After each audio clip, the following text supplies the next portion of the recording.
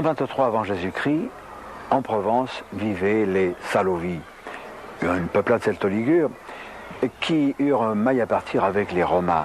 Et nous sommes ici, dans le Jardin de Gracie, près du boulevard Notre-Dame, où se trouvent des vestiges assez extraordinaires. 123 avant Jésus-Christ, 2062 ans plus tard, c'est 1939. Ici, c'est un terrain vague. C'est la guerre, et l'on creuse des tranchées. Et en creusant des tranchées, on découvre ces vestiges de l'époque romaine. Ces vestiges d'Aquasexie, bâtis par le proconsul Sexius, Caius Sexius, qui donne son nom à Aix-en-Provence. Non loin d'ici, à l'époque, j'étais élève à l'école normale annexe. Et le samedi, pendant que mes camarades jouaient au foot, je m'asseyais au pied d'un pin. Et je rêvassais, l'esprit assailli invariablement par des images de la période romaine. Et un jeudi, nous venons, des copains et moi, faire nos fouilles. On commence à tripoter, je joue les archéologues déjà, et je demande à mes camarades de ne rien casser, etc. Puis je les vois partir en courant. Je me retourne, je lève la tête, j'étais au fond de la tranchée, et je vois là un monsieur correctement vêtu de sombre qui me sourit, me dit « C'est bien ce que tu dis à tes camarades, vous n'êtes pas des vandales. » Alors, je lui demande où nous sommes, il me dit « Mais quoi c'est que il me raconte qu'il y a là des ruines romaines et que ce paysage est un paysage courant en Provence où il y avait beaucoup de Romains. Et alors, moi, je me pose la question, je lui dis « Mais à l'école normale annexe, en haut de l'avenue Jules Isaac, qui ne s'appelait pas Jules Isaac à l'époque, je vais à cette école normale annexe. Est-ce qu'il y a des ruines romaines ?» Il me dit « Mais il y en a plein. » Et à ce moment-là, j'étais extrêmement troublé, parce que je comprenais certaines choses.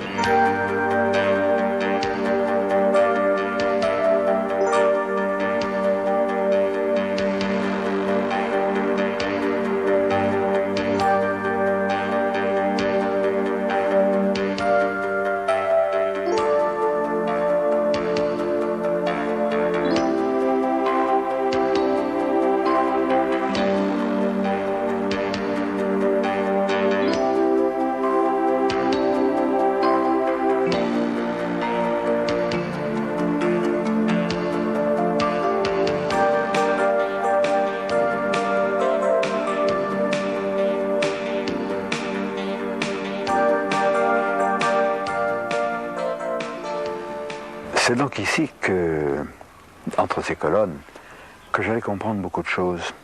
Toutes mes interrogations sur ces sentiments bizarres, cette sensation d'étrangeté que j'éprouvais dans certains lieux de la région, et beaucoup plus tard en d'autres, où toujours s'était produite une occupation, une implantation romaine. Nous voici donc sur le site de la butte des Trois Moulins, au-delà de ce mur mystérieux que nous avons vu tout à l'heure, qui était pour moi la frontière quand j'étais un enfant.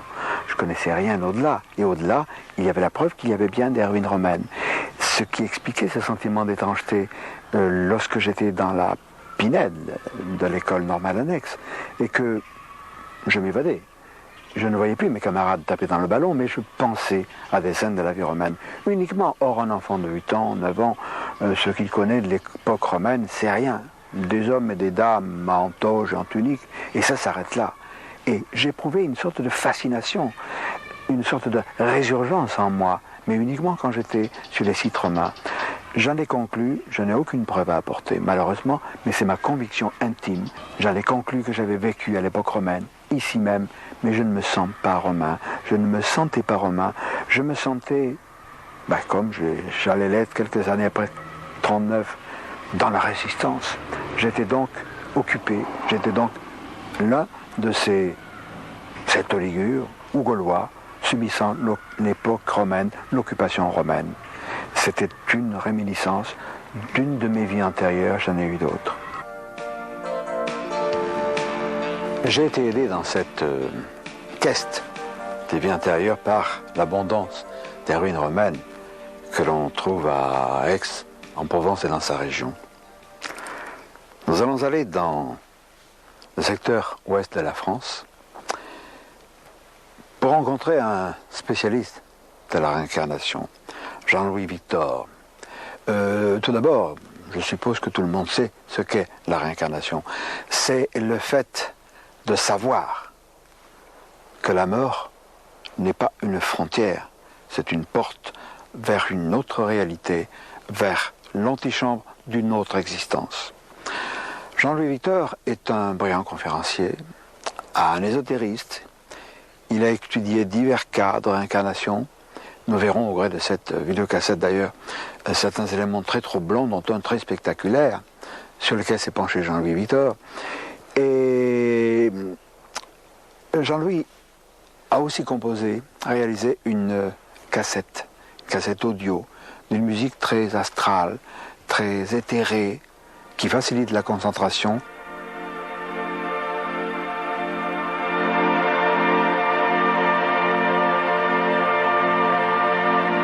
Avant de parler de la réincarnation, il faut parler un petit peu de ce qui nous amène à poser le problème. En effet, la vie telle qu'elle est, au niveau de sa sortie que représente la mort, a deux hypothèses possibles.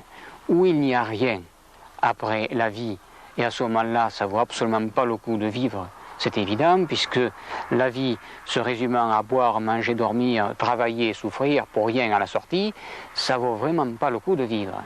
Donc l'autre hypothèse, il y a quelque chose.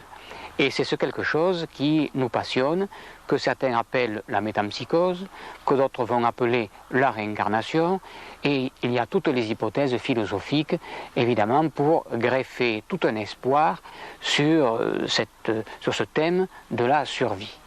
Personnellement, et je m'engage en disant cela, je crois foncièrement en la réincarnation. C'est-à-dire que je crois que la vie est une étape, une transition, un voyage temporaire, et dans ce voyage, il y a des expériences à vivre, et à partir de ces expériences, on progresse. Sur le plan théologique, on peut dire que nous sommes pratiquement les seuls, en Occident, à ne pas croire à une survie. C'est-à-dire que l'occidental croit que la vie se termine à la mort. Or, les autres civilisations, et les civilisations très anciennes, ont toujours conçu un espoir sur la survie. Et effectivement, ils ont basé leur théorie sur des concepts, sur des preuves, sur ce qu'on appelle la sagesse expérimentale, qui permet d'approcher l'au-delà et ses possibilités. Sur le plan théologique, on peut dire que nous sommes en déphasage sur ce sujet en raison de l'Église. Et nous nous trouvons en 553 avec une ambiance représentée par ce que l'on appelle un schisme qui se préparait dans l'Église. D'un côté, il y avait les traditionalistes, ça c'est pas nouveau, le thème continue actuellement. D'un côté, il y avait les traditionalistes, fidèles au Père de l'Église, qui croyaient en la réincarnation, et de l'autre côté, il y avait les fidèles au patriarche de Constantinople, qui s'appelait Ménas, et qui ne croyaient pas à la réincarnation pour une raison extrêmement simple, qui est celle-ci: l'empereur Justinien Ier, qui était à l'époque l'empereur de cette région, pensait que les ouvriers qui croyaient à la réincarnation travaillaient beaucoup moins que les autres, car il disait que ce qu'ils ne font pas dans cette vie, ils le feront dans une autre. C'est vrai que ce n'était pas très rentable, et déjà l'idée de réincarnation était jugée subversive.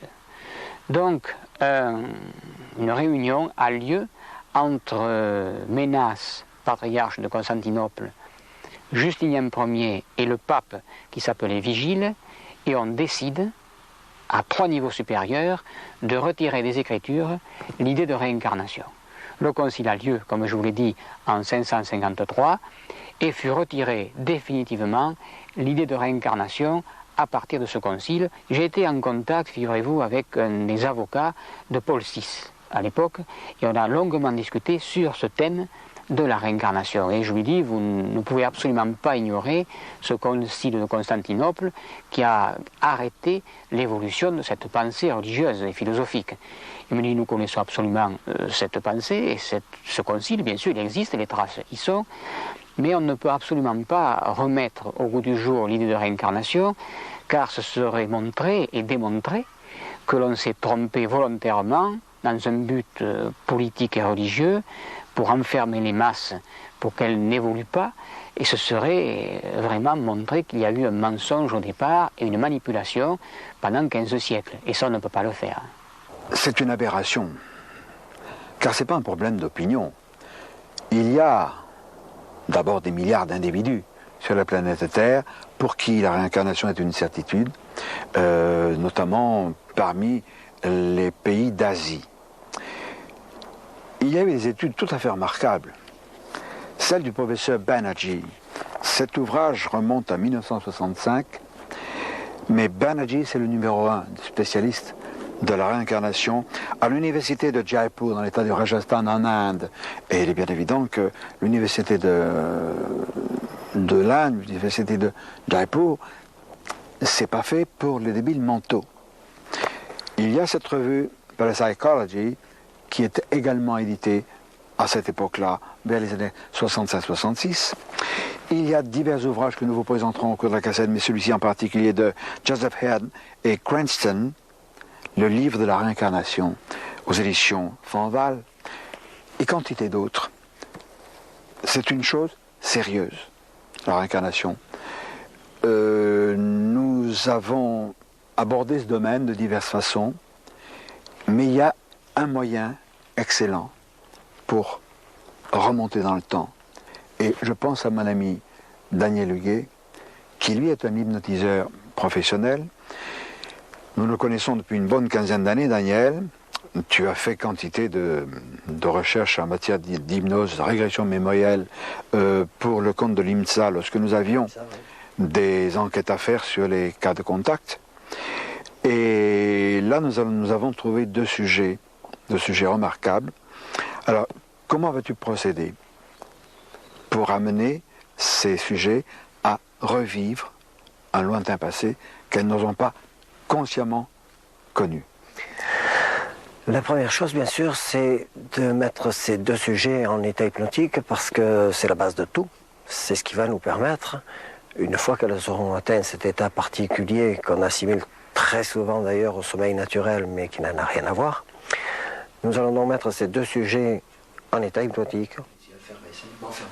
Et c'est lorsque je tire sur la main, quelque chose qui peut arrière, peut tomber, vous ne restez absolument rien, je suis là pour vous retenir, souple, voilà, détendu, souple, voilà, détendu. Vous respirez calmement, tranquillement, profondément. Vous écoutez le son de ma voix. Nous allons leur permettre, par diverses suggestions, de remonter dans le temps. Elles vont donc revivre comme si elles étaient à l'époque. Elles vont donc revivre une vie, ou plusieurs d'ailleurs, et au fur et à mesure, elles vont nous expliquer, on pourra leur poser des questions, on va leur poser des questions d'ailleurs, et elles vont nous expliquer qu'est-ce qu'elles font, où elles sont, comment elles s'appellent, etc.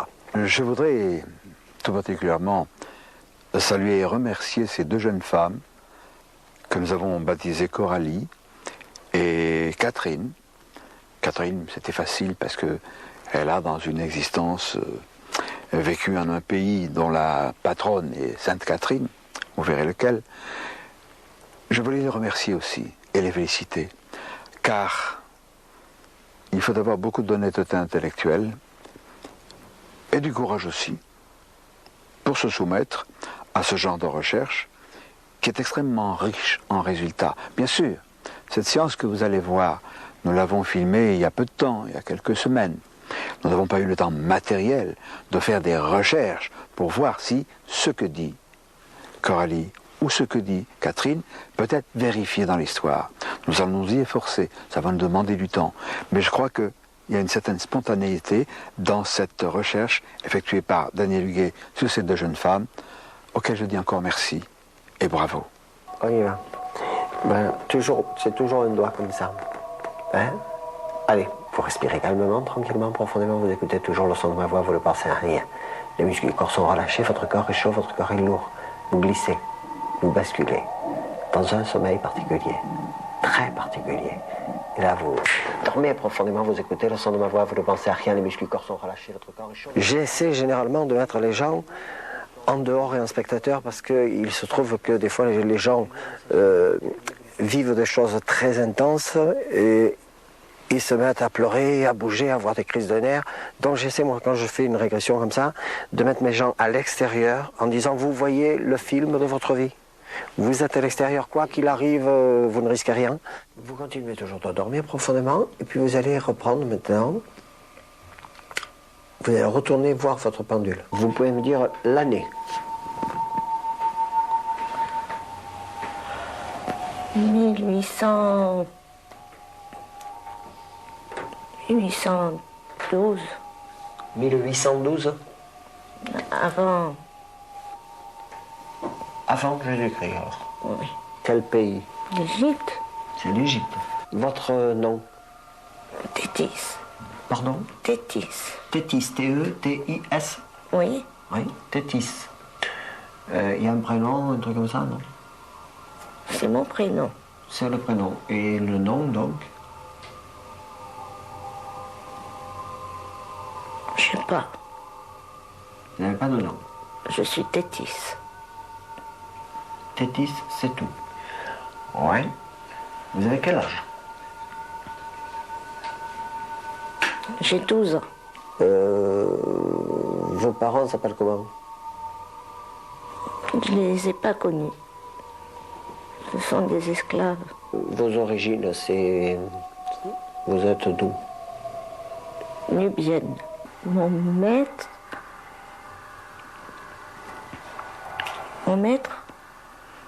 est un noble. Mais il s'appelle comment?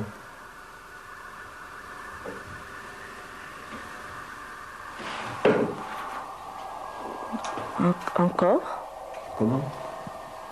Encore. Je m'occupe de son fils. Et son fils, il a quel âge? Il a 9 ans. Et il s'appelle comment, en fait, le fils? Ramis. Ramis. Questionnée, Coralie nous apprend que la mère de Ramis est décédée. Le maître a pris une concubine, Oujda, qui, comme nous allons le voir, va tenter de tuer Ramis. Elle n'est que concubine. Oui. Il ne veut pas l'épouser. Il ne veut pas l'épouser, pourquoi? Pour que son fils reste héritier. Il y a Oujda qui rentre. Il y a Oujda qui rentre dans la chambre. Elle porte le repas d'Aramis. Ouais. Je suis pas contente. Parce que? C'est moi qui dois apporter. C'est vous qui devez lui apporter. Oui. Oui, mais c'est un peu elle qui remplace sa mère, alors c'est normal. On ne s'en occupe pas. Elle s'en occupe pas. Bon, et alors qu'est-ce que vous faites?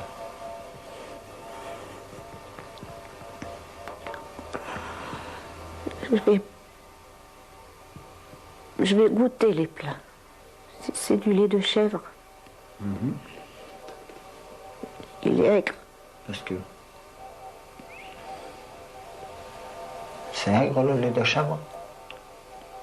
C'est sûr. Mais pas aussi aigre. J'ai des crampes. De suite là? Juste en buvant de le gorger? Non. C'est après. C'est après combien de temps? Ça fait 5 minutes ou ça fait 1 heure?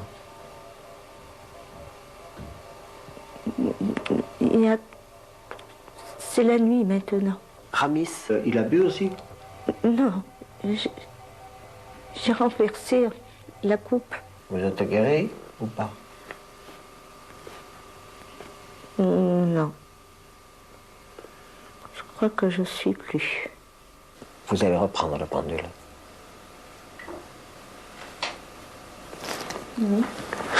Et puis cette pendule va marcher dans le bon sens, le sens normal, plus l'envers, mais dans le bon sens. Elle va tourner très très très vite, elle va revenir pour s'arrêter le 24 septembre 1992. La pendule se met à l'heure exacte. La pendule se met à l'heure exacte et maintenant vous lisez l'heure qui est sur la pendule. Midi 30. À votre réveil tout à l'heure, vous n'aurez aucun souvenir de de tout ce que vous avez dit, de tout ce qui s'est passé, etc. Votre sommeil s'allège. Je compte 2, vos esprits vous reviennent. Ils vous reviennent de plus en plus et sortir de cet état en pleine forme, calme, détendu, reposé, relaxé, complètement relaxé. Parce que je dis 3 gentiment. Et là, les yeux s'ouvrent tout seuls, gentiment, doucement. Tout doucement, tout doucement. Et vous sortez de cet état en pleine forme, calme, détendu, reposé et relaxé. Je suis là. Détendu, détendu. Toujours. Ça va? C'est bon? Vous pouvez bouger. Après, vous me dites ce quoi vous vous souvenez. De quoi vous vous souvenez? Comme ça, pas tout en détail si vous vous souvenez de tout, mais qu'est-ce que vous avez? De l'horloge. D'une horloge. C'est déjà pas mal. Nous allons passer à une autre vie antérieure d'une autre personne, parce que Coralie, de même que l'autre personne que nous avons baptisée Catherine, nous a raconté, hors caméra, plusieurs de leurs vies. Nous avons fait un choix. Et là, nous allons assister à un autre genre de vie, qui était très différent. Et Daniel, avant que nous voyions cette expérience, le sujet a parfois des réticences. Effectivement, les sujets gardent toujours un petit peu de conscience de ce qu'ils sont actuellement. Et sous hypnose, ils ont la possibilité de filtrer quand même un petit peu ce qu'ils nous racontent. Ce qui fait que lorsque je dis à Catherine quel est votre prénom ou quel est votre nom et qu'elle refuse de nous le dire, c'est parce qu'elle est en train de vivre quelque chose de tellement important et qui la bouleverse tellement, sans déflorer le sujet, elle est en train de tirer sur des gens, c'est un homme. Elle est soldat, il est en train de tirer sur des gens, et ça, c'est à côté de dire son nom, c'est nul. Donc le nom, j'ai pas envie de vous le donner, monsieur, c'est tout, ça s'arrête là, quoi. Alors maintenant, sur cet écran, va apparaître la pendule, votre pendule. Votre pendule ovale, avec les aiguilles noires et les chiffres romains. Il y a toujours quelque chose qui se met devant. C'est quoi? Des images. Quelles images?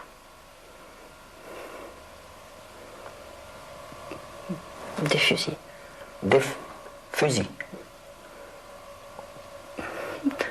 Oui. Non, je suis là.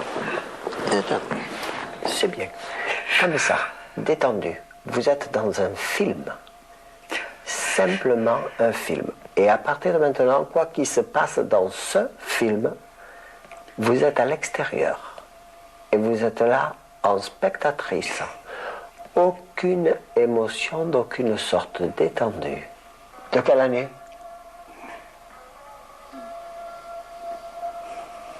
1770. Où vous êtes d'abord? Je dois tirer sur des gens. Vous devez tirer sur les gens? Oui. Vous êtes militaire? Oui. Vous êtes un homme ou une femme? Homme.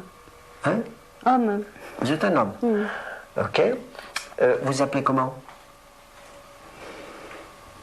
Ça n'a pas d'importance, on me fait tirer sur des gens et je ne veux pas tirer. Je vous tirez sur qui? Sur les gens qui sont en face, c'est quoi? C'est des Je crois que civils? c'est des Indiens. Vous parlez français, vous parlez anglais, vous parlez quoi? Anglais. Anglais? Ça se passe dans Canada. quel pays? Canada? D'accord. Et vous pouvez pas me dire votre prénom, votre nom?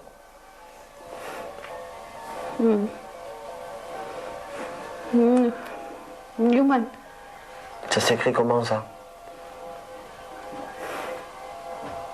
N-E-W. N-E-W. M-A-N. M-A-N. Newman. Oui, ça c'est votre nom, votre prénom, c'est pas... John. John. John Newman. Oui, et vous avez un grade, vous êtes simple soldat, vous êtes caporal. Fantassin. Fantassin. Mais pas de grade donc. Vous n'êtes pas ni capitaine, ni caporal, ni j'en sais rien. Non. Non, d'accord. Vous faites la guerre contre les Indiens, pourquoi, vous le savez? Je dois défendre le territoire. Oui. Je suis devant le commandant. Ah oui, et qu'est-ce qu'il dit? Il n'est pas content. Il n'est pas content parce que... Parce que je ne voulais pas tirer. Je dois obéir, mais je ne veux pas. Oui. Et on va vous punir ou quoi? Je dois être fusillée. Ah d'accord. Et donc si vous êtes de nationalité anglaise, vous allez pouvoir me dire qui est le roi d'Angleterre ou la reine d'Angleterre, comment elle s'appelle ou comment il s'appelle, je ne sais rien.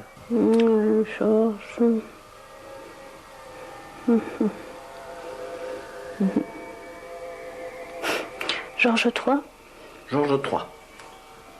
Jean-Louis Victor, tu as eu la chance de faire une enquête, de faire des recherches, parmi les nombreux cas sur lesquels tu t'es penché, sur un sujet vraiment extraordinaire.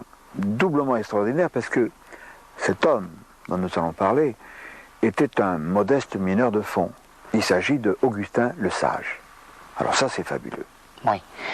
L'histoire d'Augustin le Sage fait partie des grandes preuves appuyant l'idée de réincarnation. Le Sage est né en 1876 et mort en 1954. C'est donc très récent. Et ma grand-mère maternelle, qui était Jeanne de Laval, a étudié ce cas. Toute une équipe, dont le docteur Rosti, le professeur Charles Richet, qui était prix Nobel de médecine, a étudié ce cas. Un cas extrêmement curieux. Il est donc né en 1876 dans le nord de la France, région du Pas-de-Calais. Jusqu'à l'âge de 35 ans, rien n'est venu troubler sa vie. Une vie extrêmement simple, modeste, difficile. Il faut se représenter en deux mots ce qu'était cette existence des mineurs de fond de l'époque. Les chevaux tiraient les wagonnets au fond de la mine. La noirceur était partout. Le matin, il se levait de bonne heure, il faisait nuit. Il travaillait au fond de la mine, il faisait nuit. Il rentrait le soir, il faisait nuit. Donc un univers, si l'on peut dire, extrêmement sombre. Jusqu'à l'âge de 35 ans, rien de spécial dans cette existence. Puis un jour, il travaillait au fond de la mine de charbon. Il entend une sorte de voix lui disant « Un jour, tu seras peintre ». En termes de métier, on appelle cela de la clairaudience. Mais il ne comprenait pas ce terme, il ne savait pas ce qui se passait. Un jour, tu seras peintre. Et cette voix va se répéter tous les jours, chaque fois qu'il descendait au fond de la mine, à tel point qu'après s'être retourné 2-3 fois, croyant que c'était un ami qui lui parlait alors qu'il n'y avait personne, il se dit, il se passe à moi quelque chose d'étrange, de curieux, d'étonnant en tout cas, et je vais en parler à un de mes amis qui s'intéresse un peu à ces questions. Et cet ami spécialiste de ce qu'on appelait à l'époque le spiritisme expérimental lui dit, écoute, en toi, il y a un état qu'on appelle l'état médiumnique, et ce message, un jour tu seras peintre, peut éventuellement avoir une réalité concrète. Le sage, qui était un homme très honnête, très simple aussi, dit, puisque je dois être peintre, pourquoi ne pas essayer? Et il va chez le marchand acheter quelques pinceaux, de peinture, et il commande une toile. Dans la commande, le marchand se trompe, et au lieu de lui livrer une toile toute petite, de la grandeur d'une feuille de papier canson, 21,7 m, pour essayer en tout cas, on lui livre une toile qui faisait 3 mètres sur 3, c'est-à-dire 9 mètres carrés. Quand il voit cette toile livrée, il la déroule, il la fixe par conscience sur le mur de sa cuisine, et il s'étonne en disant, est-ce que je vais badigeonner ou est-ce que je vais peindre? Et c'est à ce moment-là que son ami qui s'intéressait au spiritisme était là, commence à déboucher les couleurs et lui dit, attendons. Et le sage lui dit, mais qu'est-ce que tu veux que je fasse? Je ne sais pas dessiner un pot de fleurs, on a une surface de 9 mètres carrés, qu'est-ce qu'on va pouvoir faire? Il se recueille, il prie et demande à cette voix d'intervenir si elle existe. Et curieusement, son bras droit se met à avoir ce qu'on appelle une transe médiumnique, sa main se raidit quelque peu, des fourmillements. Dans un geste automatique, le sage attrape des pinceaux, un pinceau, des tubes de couleur étaient ouverts et commence à faire des petits points sur cette toile immense. Puis il s'arrête. Le lendemain, il reprend. Et au retour de son travail, il peignait à peu près 1 heure tous les jours, jusqu'au jour où la toile fut complètement recouverte. Et phénomène très étrange, il s'agissait de fresques de civilisations disparues.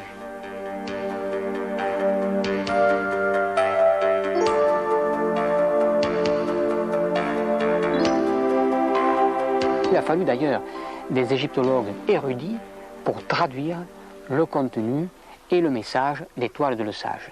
Mais il y a eu des toiles énigmatiques dont certaines ont livré des secrets. Une d'entre elles s'appelle la moisson égyptienne. Une dame vient le voir, qui ne connaissait pas, et lui dit « Écoutez, monsieur le sage, j'aime le travail que vous faites, il m'intéresse, et j'aimerais acquérir cette toile. » Le sage ne vendait pas les toiles, il les donnait.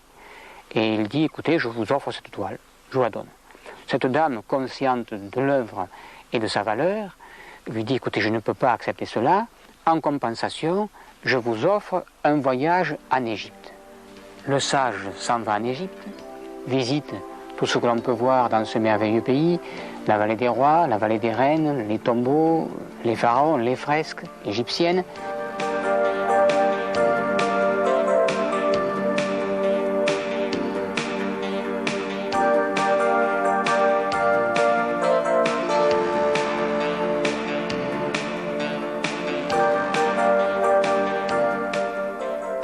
Le guide égyptien, tout à coup, dit au groupe dont faisait partie le sage, si cela peut vous faire plaisir, j'ai un tombeau à vous faire découvrir qui s'appelle le tombeau de Ména.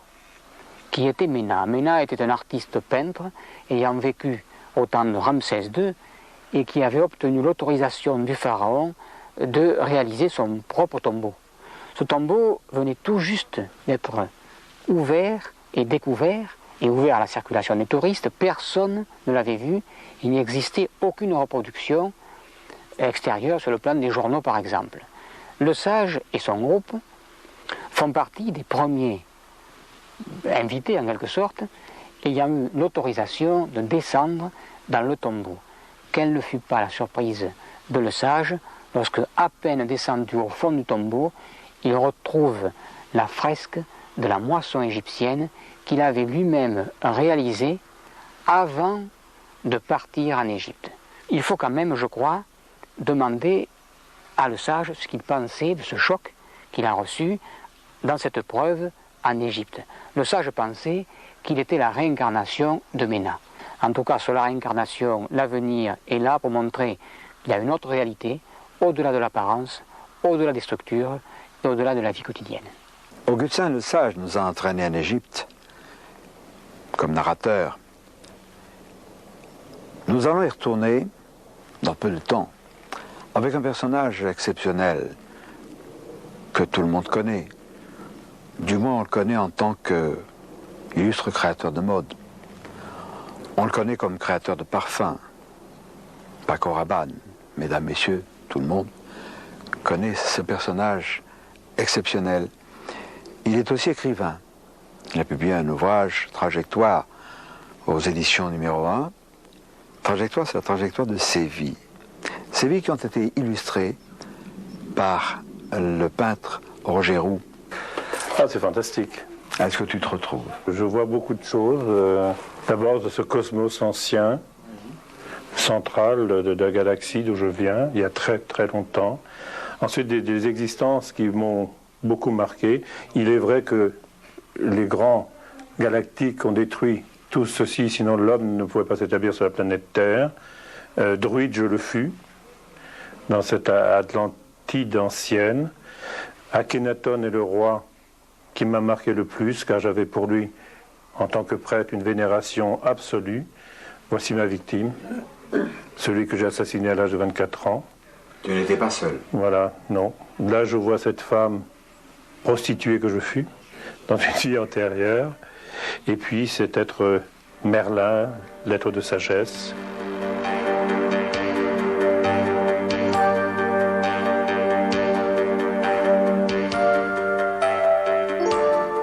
Je ne détiens aucune vérité, écris-tu, je ne suis pas un prophète, je ne propose aucun système, aucun dogme, mais je suis un témoin. Et je veux faire partager mon expérience et peut-être inciter les gens à explorer également leur intérieur pour progresser vers la lumière. Paco Rabanne, dans ton ouvrage, je découvre une chose étonnante, ta première expérience à l'âge de 7 ans. Oui, cette expérience a été d'autant plus incroyable et extraordinaire que j'ai vécu dans mon enfance dans un milieu très matérialiste. Ma mère était une femme révolutionnaire espagnole, terriblement athée, matérialiste, presque fermée à tout ce qui était religion. Et donc dans ce milieu-là, il m'est arrivé des choses absolument incroyables, inattendues, qui m'ont obligé de changer radicalement de philosophie, de conception de l'univers qui m'entourait, parce que j'avais un problème physiologique ou physique quand j'étais enfant. Je n'arrivais pas à trouver le sommeil. Et un jour, à l'âge de 7 ans, j'étais sidé de faire quelque chose parce que je souffrais trop dans ce lit et que dans cette nuit trop longue, et je me suis dit, je vais arrêter le temps. Comme ça, je vais arrêter le temps. Et donc, comme ça, le temps ne me fera plus cette souffrance. Et j'ai cherché dans mes souvenirs comment arrêter le temps. Je me suis dit, si je faisais taire le mental, si j'écoutais le battement de mon cœur, je rythmais ma respiration. Alors j'ai commencé à faire cela. Et puis, instinctivement, intuitivement même, j'ai appuyé avec les paupières sur l'iris des yeux. Et en faisant ça, je ne savais pas, comme m'a dit plus tard un médecin, que l'on crée un commun, un semi-commun. Et en faisant cette gymnastique intérieure, brusquement, le temps s'est réellement figé. J'ai été pris dans une chape de plomb, des milliers de tonnes qui me pesaient sur le corps, mais j'ai pas eu le temps d'avoir peur parce que j'étais brusquement projeté à une vitesse incroyable dans un espèce de tube argenté et comme une espèce de toboggan, je suis parti et je me suis retrouvé très haut, là-haut, dans un ciel très lumineux, très loin du corps, et je voyais très loin en bas mon corps allongé à côté du lit de mon frère qui lui dormait paisiblement, et ce fil d'argent qui me reliait à ce corps qui ondoyait comme ça dans l'espace. Autour de moi, il y avait un silence incroyable et une beauté de nature, c'est-à-dire un ciel d'un bleu profond et des étoiles énormes. C'était magnifique. Mais comme j'ai eu très peur, c'était la Bretagne, j'avais 7 ans, on parlait de Corrigan, d'elfes, etc. Et j'ai eu peur qu'on s'empare, que quelque chose s'empare de mon corps pendant mon absence. Et j'ai demandé à ce corps physique de faire un mouvement, le bras a bougé. Et j'étais réintégré dans le corps, comme ça, avalé par le corps, mais avec beaucoup de difficultés, parce que le corps énergétique est plus grand que le corps physique. Et on rentre dans une chaussure trop étroite. Ça m'a troublé. J'en ai parlé à ma mère qui m'a dit « Oh, tout ça, c'est un imaginaire. Si tu continues comme ça, tu vas venir dire fou. » Or, ma grand-mère, qui m'élevait également, était une femme très pieuse, une femme basque qui connaissait tous les secrets des plantes, qui m'avait beaucoup appris des choses sur comment soigner les gens avec les plantes, les pouvoirs de certains éléments, etc. M'a dit « Tu as eu une grande chance, maintenant tu vas me jurer de ne plus en parler à personne, car c'est ton jardin secret, les gens vont rire de toi, c'est très important, n'en parle plus. » Et ce qui est formidable, c'est que j'ai fait cela très souvent. Et j'étais projeté dans des scènes, dans des pays étranges, où il se passait des tas d'événements que je ne pouvais pas situer. J'avais 7 ans, c'était en Bretagne. À l'époque, la télévision n'existait pas, je n'avais aucune iconographie. Et j'ai vu des scènes très étranges dans des moments historiques différents, où le personnage central était toujours le même. Je me suis rendu compte avec terreur que c'était moi. J'étais le personnage central d'aventures très précises et je pouvais les reprendre, c'est-à-dire ce n'était pas du rêve imaginaire, puisque quand je repartais, je réintégrais dans le corps, j'avais souvenir de ça, mais je ne pouvais plus les voir, et quand je ressortais du corps, je pouvais les revoir, là où je les avais arrêtés. Et ça a été très très étrange, et je me suis aperçu, donc à l'âge de 7 ans, malgré ce que disait ma mère, c'est-à-dire qu'il n'y avait qu'une vie matérielle sur la Terre, etc., que j'avais eu beaucoup de vie dans le passé. Et le problème de la métempsychose, de la réincarnation, la transmigration des âmes, s'est passé à moi à l'âge de 7 ans. En ce qui concerne certains de tes passages, ta réincarnation sur la Terre, tu as eu des épisodes extraordinaires en Égypte. J'étais donc un jeune prêtre sur un Ménophis III, le père d'Akhenaton, et il m'avait demandé d'instruire dans la religion égyptienne, dans les secrets de magie, son fils, Ménophis IV, qui allait devenir Akhenaton. Et c'est là que je me suis pris d'amitié pour Akhenaton, d'amitié et de ferveur, parce que c'est un homme prodigieux. Et ce qui a mis en fureur les prêtres de Thèbes, c'est que lorsqu'il a construit Tel Amarna, j'ai emporté du temple de Thèbes un trésor qui était fabuleux, qui était caché dans le naos de Thèbes. C'est les portes de Richalque. Ça, personne n'en parle. Le Richalque est un métal bleu constellé de points d'argent très brillants, et c'est une des portes du temps des Atlantéens. c'est un seuil à laquelle on peut passer d'une planète à une autre planète. Cela était dans le secret du temple de Thèbes et je l'ai amené au temple de Tel Amarna. C'est ça qui a fait cette guerre épouvantable entre la prêtrise d'Amon de Thèbes et le roi Akhenaton. Et lorsque Akhenaton a été trahi par Néfertiti, j'ose le dire parce qu'elle était quand même, point de vue sexuel, Akhenaton n'était pas un dieu, et qu'Ohenreb était très belle, et Ohenreb était un homme formidable, son général. Et lorsqu'il a trahi le roi avec les prêtres d'Amon, et qu'Akhenaton a été abandonné dans le désert, à sa mort, ils ont pris son jeune frère Toutankhaton, qui est devenu Toutankhamon, et qui est revenu à Thèbes. J'ai fait allégeance aux prêtres d'Amon, car j'étais à l'époque très âgé, et un homme d'un grand savoir, et j'avais caché, occulté, caché les portes, ces fameuses portes d'Orichalque, et les prêtres d'Amon voulaient absolument s'emparer de ce trésor. Je n'ai pas voulu, je ne leur ai pas dit où. Et j'étais un des 12 prêtres qui avaient assassiné Toutankhamon, et je m'en souviens très bien encore, à cause de sa traîtrise, car à cette époque-là, il y avait la loi du talion. Donc, d'ailleurs, à la cour d'Akhenaton, il y avait un jeune égyptien que j'ai initié également, et qui s'appelait Ossissé. Ossissé, Akhenaton allait l'appeler plus tard Sauvé des eaux. Moïse. Paco Rabanne nous a parlé de l'une de ses vies en Égypte. C'était hier, 3500 ans. C'est pas vieux. Évidemment, d'ores et déjà, cela fait tiquer l'agent officiel de la science, les rationalistes aussi. Je rappellerai tout de même que le terme d'Atlantide, qui n'était pas le véritable nom de ce continent englouti, est connu depuis Platon, qu'il le tenait de Solon, qu'il le tenait d'un prêtre plus ancien encore. Donc il y a quand même des traces dans le Timée et le Critias. Nous allons aller plus loin, puisque l'une des vies de Paco Rabanne s'est déroulée en Atlantide. Et il y a eu, il me dit, il y a eu 3 voyages. Et mon voyage était le dernier. Celui qui devait fonder la première civilisation atlantéenne. Et nous avons, lorsque nous sommes arrivés sur la planète Terre, il y avait eu génétiquement des monstres qui avaient été créés. Il y avait vraiment des centaures. Minotaures existaient. Et nous avons passé le temps à détruire tout ça, à nettoyer la race. Nous étions des nazis atlantéens. Des eugénistes. Voilà. Et nous avons fait ce nettoyage. Or, tu sais, la loi de l'un est une obligation. Si tu crées des crimes sur une planète, tu es obligé de revenir. Avec la franchise qui le caractérise, Paco Rabanne nous a parlé des crimes qu'il a commis dans un lointain passé. Nous sommes tributaires d'une loi karmique, le karma, c'est-à-dire la chaîne de nos existences, où nous avons commis parfois des actions regrettables, punissables, et il faut payer.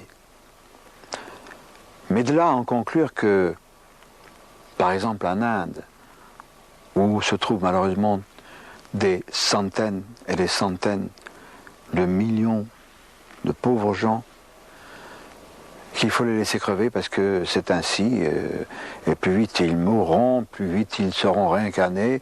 Non, non, parce que nous savons aussi que les réincarnés, c'est-à-dire vous, moi, notre devoir est aussi d'aider notre prochain. Ça aussi c'est une loi. Et d'ailleurs, Jean-Louis Victor va nous en parler en savoir et connaissance. On peut dire que l'on ne meurt pas, car l'énergie ne meurt pas. Elle va se transformer. Sur le plan concret, comment cela se passe? La réincarnation, on l'a vu, est une étape pour la survie. En termes clairs, notre vie sur Terre est un passage. Ce passage nous amène des expériences, avec des réussites, avec des échecs. À partir de ce moment-là, la mort donne le bilan. Et c'est avec ces matériaux positifs et négatifs qu'on va rebâtir dans une autre forme, nous offrant des expériences à la fois continuelles si l'on peut dire, en continu de ce qu'on a vécu avant, et de nouvelles expériences, on va bâtir une autre vie. Si l'on veut être plus précis, on peut dire que notre destin est fonction de deux équations. La première, un suivi par rapport à notre vie passée. C'est-à-dire que nous avons ce qu'on appelle des dettes karmiques. Le mot karma veut dire destin. Nous avons des dettes karmiques à payer et c'est ce qu'on appelle les événements obligatoires. On ne peut absolument pas échapper à un événement obligatoire. Il y a en effet un prédéterminisme biologique, physiologique, énergétique et karmique. Notre destin est donc fonction, d'une part, de ces obligations karmiques, dettes du passé, et nous devons vivre de nouvelles expériences, de nouvelles rencontres, pour voir notre capacité de réaction face aux nouveaux événements. Et c'est là qu'il ne faut pas, comme l'on dit, engendrer de karma, c'est-à-dire il ne faut pas, au travers d'une nouvelle expérience de vie dans un autre corps, réagir négativement pour avoir ensuite des conséquences à payer. Autrement dit, il ne faut pas dans sa vie contracter de nouvelles dettes karmiques. Alors l'évolution est progressive, il n'y a pas de régression dans la réincarnation. On peut redoubler une classe, c'est-à-dire redoubler une vie dès l'instant où les exigences ne sont pas bien remplies. Autrement dit, la réincarnation est un contrat. Ce contrat est extrêmement précis, avec un prédéterminisme extrêmement rigoureux à tous les niveaux. Quelle est la part de liberté dans la vie? La liberté est fonction de la conscience. On est libre autant qu'on est conscient. C'est-à-dire que plus on est conscient, plus on est libre de constater, de juger, de réfléchir, mais on n'est pas libre de changer un événement. Si tout le monde pouvait changer les événements, ça serait le grand chaos sur Terre, déjà que c'est le chaos quand même, alors imaginez les conséquences. Donc la loi de la réincarnation est une loi avec une morale et une justice cosmique extrêmement rigoureuse qui fait la balance entre ce que l'on fait et le prix à payer pour ce que l'on fait. Jean-Louis Victor nous a donc parlé de la loi karmique. Je pense qu'il faut demander à notre ami Paco Rabanne certaines précisions sur ce que nos vies ont pu être. À savoir que nous semblons un peu trimballer avec nous de siècle en siècle, ou d'incarnation à incarnation, certaines caractéristiques concernant nos vies passées. Alors, c'est un peu surprenant. Paco Rabanne a fait des recherches. Il ne se contente pas d'avoir des souvenirs de ceux qu'il a été. Il a fait des recherches à travers les incarnations d'autres personnes parmi ses proches, ses amis. Et il a pu constater que des caractéristiques surgissent, qui éclairent nos existences passées, ou du moins ceux que nous avons été dans nos existences passées. C'est quel personnage? C'est le dernier pharaon d'Égypte, donc c'était là peut-être 100 ans après la destruction de l'Égypte par les Romains, donc après la naissance du Christ, et c'était un pharaon très pauvre puisque son cercueil est en bois, avec une simple petite peinture comme ça sur le couvercle, et c'est ce même ami pilote de cette capsule atlantéenne il y a 75 000 ans qui me l'a amené en disant: écoute, je viens de te voir sur un livre, la Bible de Chouraki, regarde, c'est toi. Et je trouve que c'est assez incroyable. Cet homme, bon, il a dû mourir vers 45 ans. Et moi j'en ai 60 maintenant. Tu as raison de dire qu'on revient avec très souvent une bonne ressemblance. Je crois, parce que j'ai essayé de comprendre le pourquoi des réincarnations, parce que je voyais que dans une même famille, alors que ma mère me disait que, à cause de la dialectique marxiste, que s'il y avait des différences entre les gens, c'était à cause du milieu social, économique, affectif, etc. Je voyais dans le même clan familial des gens totalement différents. J'ai essayé de comprendre pourquoi, parce que ça contredisait cette théorie marxiste, et je me suis aperçu que les gens n'avaient pas une conformité physique, alors nés du même père, même mère, ils n'avaient pas j'avais trois choses tellement différentes: les yeux, l'horizontalité des yeux, le lobe des oreilles et la grandeur des mains. Et je me suis aperçu que les gens les plus sages, les plus intériorisés, avaient les yeux horizontaux, et les lobes d'oreilles très longs, et également de grandes mains. Et peu à peu, j'ai fait de la physionomonie sans le savoir. Je me suis aperçu que les gens qui sortaient de l'animalité, qui avaient très peu de vie humaine, avaient les yeux comme la bête, les yeux avec un angle comme ça aigu. Et au fur et à mesure de l'incarnation, l'œil devenait horizontal et l'iris devenait soleil levant, soleil à midi, soleil couchant. Et de la même façon que les gens qui ont le lobe des oreilles très long, c'est des gens intériorisés. Les gens qui ont le lobe des oreilles très court, ce sont des gens très dynamiques, des battants avec la vie. De la même façon que les gens qui avaient des petites mains étaient des gens qui n'avaient pas vécu très longtemps dans la vie passée et qui avaient un comportement sensoriel, sensuel très particulier. Par exemple, une femme ou un homme qui ont de petites mains, donc sont morts enfants et ont besoin du contact des autres, des caresses, en amour, d'être terriblement entourés, alors que la personne qui a de grandes mains, qui est donc morte très âgée dans une vie passée, a une espèce de détachement de l'amour ou d'intellectualisation de l'amour et non pas un côté physique. Et tout le comportement des gens peut se lire dans le visage par cette relecture des yeux, des oreilles et des mains. Et c'est comme ça que je peux voir si une personne en face de moi est une personne qui sort de l'animalité, qui a très peu de vie passée, ou au contraire quelqu'un qui a une vie, qui a des vies très longues dans le passé, donc qui a cette sagesse, qui peut retrouver en lui des tas d'éléments, dont le voile d'Isis s'est levé, donc il peut retrouver des passages entiers de ses vies antérieures. Ce domaine des vies antérieures a quelque chose de fascinant. Je crois qu'il faut souligner quelque chose de très important aussi. C'est que savoir que la mort n'est pas la fin de toute chose, mais qu'il s'agit d'un passage, une ouverture vers une autre lumière. C'est merveilleux, c'est extraordinaire. On n'a pas besoin d'être catholique, on n'a pas besoin d'être juif, d'être musulman, d'être bouddhiste. C'est comme ça, parce que nous existons. Alors, il faut croire les Tibétains, lorsque le rite du Bardo Thodol est fait, accompagné en quelque sorte par des paroles de réconfort et d'encouragement, le mourant, et ensuite, quand il est passé de l'autre côté, on l'accompagne encore un peu, parce que lui, il va connaître la lumière. Nous allons continuer de rester sur la terre, comme le dit Prévert, qui est parfois si joli, mais qui a aussi un bon nombre de tares. Mais c'est encourageant. Alors ce ne sera pas ma conclusion.